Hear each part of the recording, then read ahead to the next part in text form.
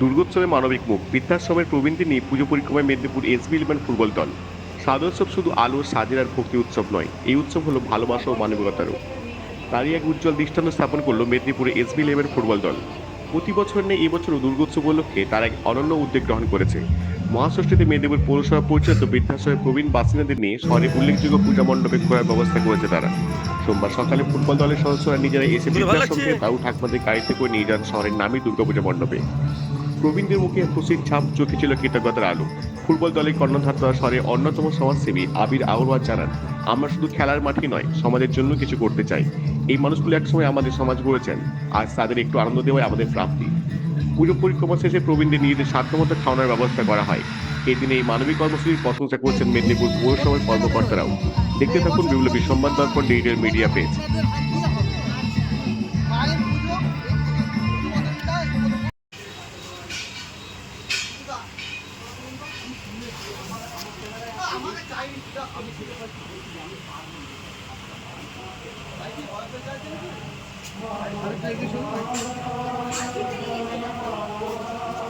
মহাষষ্ঠীতে SB11 ক্লাবের পক্ষ থেকে প্রত্যেক বছরের ন্যায় এবছরও আমাদের পৌরসভা পরিচালিত যে বাস স্ট্যান্ডের ওখানে বৃদ্ধাশ্রম আছে, তাদের মা, সেখানে যে মারা আমাদের যে বয়স্ক বৃদ্ধরা থাকেন, তাদেরকে নিয়ে আমরা SB11 ক্লাবের পক্ষ থেকে পুজো পরিক্রমায় বেরিয়েছি।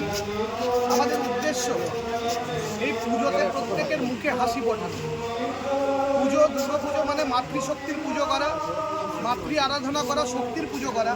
আর এই মারা যেখানে একদিকে ঘরে পড়ে থাকবে, ঘরের কোণে পড়ে থাকবে, একদিকে মায়ের চোখের জল থাকবে আর অন্যদিকে এক মায়ের পুজো হবে, সেই মা কখনোই প্রসন্ন হবেন না যতক্ষণ না এই মায়ের মুখে হাসি।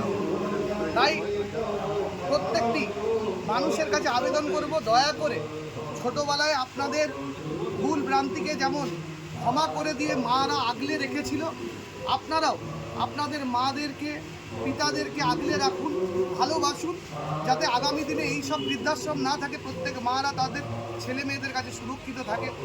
আর আমাদের মতো ছেলে মেয়েরা প্রত্যেকে আছে এই মাদের সাথে, যতদিন না পর্যন্ত বৃদ্ধাশ্রম সমস্ত বন্ধ হয়ে যায়। SB11 ক্লাবের পক্ষ থেকে আমরা সবসময় থাকবো এই মাদের কাছে। এই মাদের মুখে হাসি ফুটলেই আমরা বুঝবো দেবীর প্রকৃত পুজো সার্থক হয়েছে, দেবী প্রসন্ন হয়েছে।